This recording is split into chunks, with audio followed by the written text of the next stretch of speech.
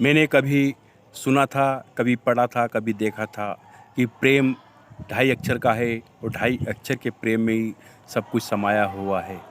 कि कहते हैं कि पोथी पढ़ पढ़ जग मुआ, पंडित भया न कोई, और ढाई अक्षर प्रेम का पढ़े सो पंडित होय।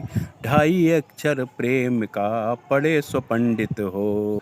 इसमें ये नहीं लग रहा है बहुत अथक प्रयास के बाद पता लगा है कि ये ढाई अक्षर वास्तव में क्या होते हैं।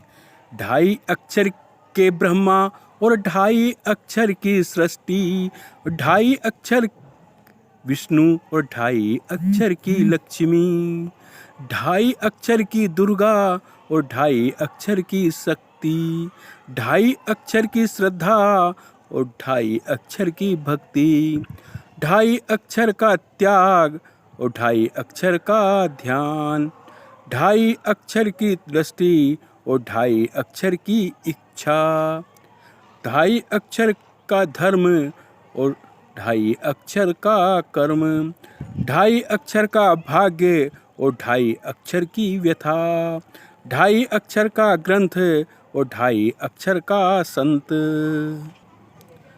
ढाई अक्षर का शब्द और ढाई अक्षर का अर्थ, ढाई अक्षर का सत्य और ढाई अक्षर की मिथ्या, ढाई अक्षर की श्रुति और ढाई अक्षर की ध्वनि, ढाई अक्षर की अग्नि और ढाई अक्षर का कुंड, ढाई अक्षर का मंत्र और ढाई अक्षर का यंत्र, ढाई अक्षर के श्वास और ढाई अक्षर का प्राण, ढाई अक्षर की मृत्यु और ढाई अक्षर का जन्म, ढाई अक्षर की अस्थि और ढाई अक्षर की अर्थी, ढाई अक्षर का प्यार और ढाई अक्षर का युद्ध, और ढाई अक्षर का मित्र और ढाई अक्षर का शत्रु, ढाई अक्षर का प्रेम और ढाई अक्षर की घृणा। जन्म से लेकर मृत्यु तक हम इसी ढाई अक्षर में बंधे रहते हैं, और ये ढाई अक्षर ही वक्त में और ढाई अक्षर ही है अंत में। ढाई अक्षर ही है वक्त में और ढाई अक्षर ही अंत में।